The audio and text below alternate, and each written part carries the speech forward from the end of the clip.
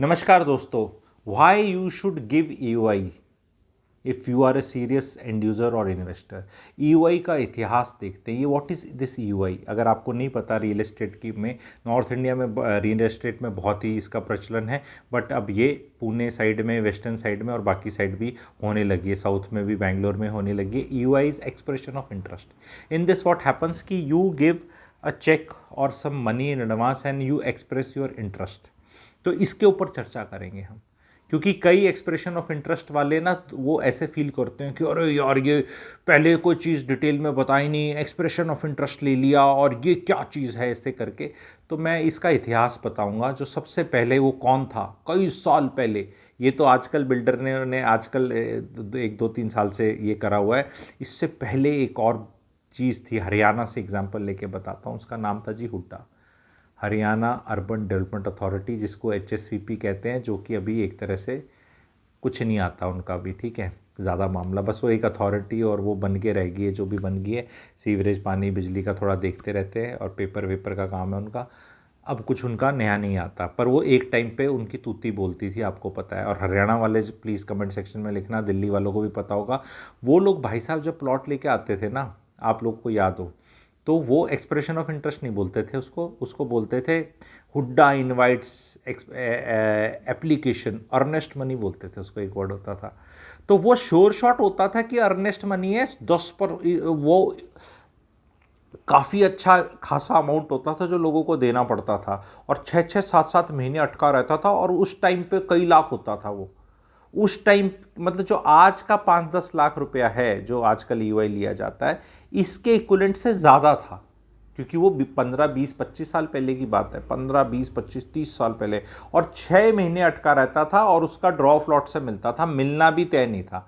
आजकल तो ये कि एक्सप्रेशन ऑफ इंटरेस्ट आपने टाइम पे दे दिया और आपको चीज़ समझ में आ गई तो आप ले लोगे, अगर आपने शुरू में दे दिया।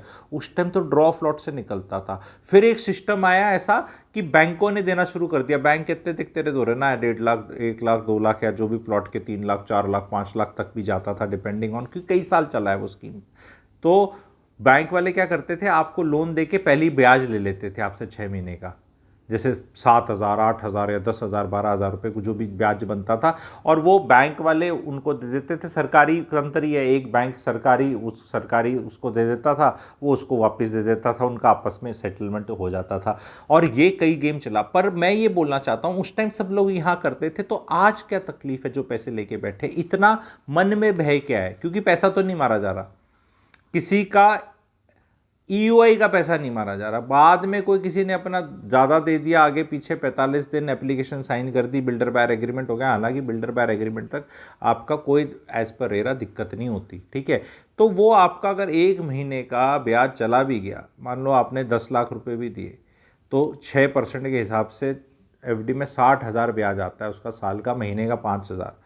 तो ये 5,000 रुपया आपका चला भी गया तो कौनो प्रलय आ रही है। जिनके पास हैं, जिनने खरीदना है, अगर आप एंड यूजर इन्वेस्टर, बिकॉज से होता क्या है ना, जब आप पैसा देते हो ना, मैं साइकोलॉजी बताता हूँ, मैंने भी कई जगह EOIs दिए हैं, बहुत जगह लिया है, बहुत जगह नहीं भी लिया है, ये भी बता रहा हूँ। लेकिन EOI देने से जो आपका स्किन इन द गेम हो जाता है ना, कि अब मुझे इसको अच्छे से समझना है, अब मेरे को जाना है, वो पूरा जो आप कमिटेड हो जाते हो ना, कि हाँ लेना तो था, और पैसे भी दे दिए और पूरा अंदर घुस गए, वो आप नहीं ले पाते। क्योंकि आजकल क्या है कि वो जब तक आपको मुंह दिखाई होगी, जिस तरह कहते हैं ब्रोशर की मुंह दिखाई होगी, लेआउट की मुंह दिखाई होगी, तब तक EOI जा चुके हैं सारे के सारे। अभी हाल ही में जैसे ये वीडियो बन रहा है, मेरे ख्याल अलॉटमेंट है, जहाँ 2 जगह EOI जा रखे थे, गुड़गांव रियल एस्टेट का में अभी जा रखे थे, उनका अलॉटमेंट। आई होप जिन जिन का अच्छा प्रायोरिटी नंबर आया हुआ है वो अपना अलॉटमेंट समझ के ले लेंगे। लेकिन this is the procedure, it is there and this is how it is, कि वो क्रेज़ और वो होता है। क्योंकि जहाँ ऐसा EOI नहीं होता, वहाँ बंदा कहता है ले लेंगे, देख लेंगे, हो जाएगा, सोच लेंगे। तो बिल्डर्स को भी चीज़ को समझाने का ऐसा नहीं है कि उसको ओपन एंडेड कर दें, क्योंकि वो प्राइसिंग जो होगी, कुछ डिस्काउंट्स होंगे। और देखो, 200 रुपये पर स्क्वायर फीट, 250 रुपये, 400 रुपये, 500-600 रुपये स्क्वायर फीट अगर चीज़ें 2,000 की, तो 10-12 लाख का डिस्काउंट कोई कम नहीं होता है, स्पेशली जब पैसा ही 10% लिया जा रहा है, ठीक है। तो वो आपको समझना है कि अब इतना ही प्राइस में अप्रिसिएशन दिखता है पेपर पे। ग्राउंड पे पकने में तो टाइम लगता है अप्रिसिएशन को, पहले पेपर पे अप्रिसिएशन होगा, धीरे धीरे ग्राउंड पे भी आता है। तो आप सबसे गुजारिश है कि ये ईओआई देने से ना कतराएं, बिना इसके आप डिसीजन मेकिंग कर ही नहीं पाएंगे, ये एक श्योर शॉट है। क्योंकि जब आप ईओआई देने से कतराते हैं, क्योंकि जैसे बाकी मार्केट्स में मैं देखता हूँ, पुणे साइड में तो 50,000, 1 लाख, 1.5 लाख, 2 लाख ही है। कोलकाता, पुणे, चेन्नई, जो नॉर्थ इंडियन मार्केट्स नहीं है, जैसे गुड़गांव में तो अब 10 लाख हो गया भाई। पहले गुड़गांव में भी 1 लाख, 2 लाख होता था, फिर 5 लाख हुआ, अब 10 हो गया। कुछ बिल्डर्स का 15-20 लाख हो गया है। जो सबसे टॉप बिल्डर हैं वो तो 30 लाख, 50 लाख तक ले रहे हैं, ठीक है, क्योंकि वो कह रहे हैं कि भैया क्षमता भी देख रहे हैं ना वो, नहीं तो वो फालतू में 5-5 लाख के, अब 7 करोड़ की प्रॉपर्टी है, 6 करोड़ की है, तो 5 लाख का ये लेके क्या करेगा, वो तो दुनिया पकड़ा देगी, ठीक है। तो this is something which is happening in the market and you need to be very careful about it in a way that without this you can not buy now. तो ये मेंटल वो है कि भैया आज से 15-20 साल पहले हुड्डा के एप्लीकेशंस में लाखों लोग करते थे। आज तो हम यूं हो जाते हैं जी, ये बिल्डर ने 1000 निकाले फ्लैट और 5000 लोगों ने अप्लाई किया, तो हमें लगता है माय गॉड 5000 लोगों नहीं हुए। पहले भैया लाखों लोग, ये फ्यू हंड्रेड्स प्लॉट निकलते थे, फ्यू हंड्रेड प्लॉट, मतलब एक प्लॉट पे 1000 एप्लीकेशन आया करती, ये रेशो रहा करता रियल एस्टेट का। जब आपको पुराना, अगर आपको टाइम पता हो तो, आखिरी मेरे को गुड़गांव में जो अप्लाई मैंने किया था हुड्डा वाला, मुझे याद है 2004 में 52 सेक्टर का किया था। 52 नहीं, 52 था या 57, सॉरी 57 सेक्टर, 57 सेक्टर में निकले थे। 52 भी निकला था, if I am not wrong. 52 और 57 में कन्फ्यूज़न कर रहा हूँ मैं। 52 सत्या दोनों में अप्लाई किया होगा, उसी टाइम पे निकले होंगे, ठीक है। और 52-57 में इतने भयंकर क्वांटिटी में लोग अप्लाई किया करते, और फिर वो प्रीमियम पे बेचा करते, एकदम निकल जाता था। और वो वहीं की वहीं पर्ची निकलती थी, पर्ची निकल होती थी, वो भी टाइम थे अपने, ठीक है। तो अब ये है, तो इसमें घबराने की ज़रूरत नहीं। जब 20 साल पहले लोग कर रहे थे काम, इतने साल पहले कर रहे थे, इतने लाखों में था मामला उस टाइम भी, ठीक है।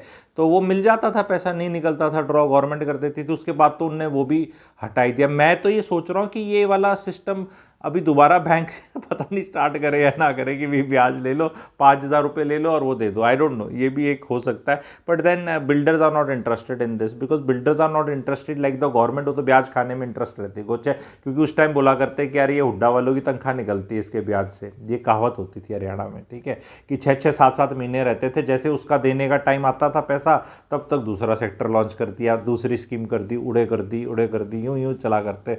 तो वो पैसा गवर्नमेंट के पास इतने लाखों करोड़ों टाइप ना, लाखों लाख करोड़ टाइप हो जाता था, क्योंकि एक एक आदमी इतना दे रहा और लाखों लोग अप्लाई कर रहे हैं, तो वो पड़ा ही रहता था वहाँ पे। तो वो बस वापस होता ही नहीं था। इसका वापस करना तब तक अगले का आ गया, इसका आ गया, ब्याज ब्याज खेला जाता था। तो वो भी अपने टाइम थे पुराने, ठीक है, अब भी टाइम है, पर भाई अब करना पड़ेगा। आप मुझे बताओ कि ईओआई के बिना कर सकते हैं क्या? तो देख लो, हालांकि आने वाले टाइम में ईओआई करने के बाद भी यूनिट्स बच जाती हैं, ऐसी बात नहीं है, बचती हैं यूनिट्स। ईओआई आया, सब निकला, लेकिन वो एक होता है कि हाँ ये प्रोजेक्ट आया, लोगों को समझाया गया, पूरा मार्केट का फोकस आया, सब ने सब समझा, वीडियो बने, सब फोकस आया और चीज़ बढ़ गई। अब उसके बाद जो है वो चलती रहेगी, सस्टेनेंस बोलते हैं। वो सैंपल फ्लैट जब भी बिल्डर ने बना दिया, तो बिल्डर को पता है मेरे को माल आराम से बेचना है, वो सारा बेचना भी नहीं चाहता। पर बिना ईओआई के आप कॉल नहीं ले पाओगे in the present markets. This is not every builder will do this coming times, but most of the builders will do this.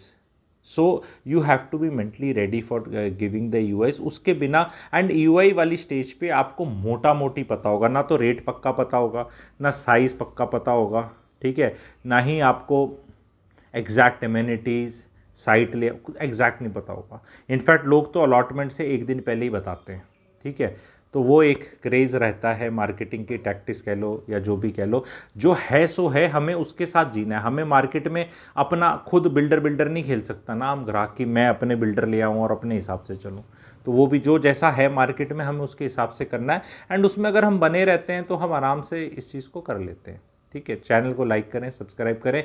Comment section में वेबिनार इन्फो ग्रुप है, जब ये प्रोजेक्ट्स आते हैं मैं उनको एनालाइज करता हूँ, टॉप 7 टॉप 10 शहरों का इंडिया में। अगर आप ऑलरेडी जुड़े हुए हैं तो जुड़ने की ज़रूरत नहीं है, पर अगर आप नहीं जुड़े हुए तो व्हाट्सएप इन्फो वेबिनार ग्रुप मिलेगा, उस पर आप क्लिक करके ज्वाइन कर सकते हैं। Thank you very much.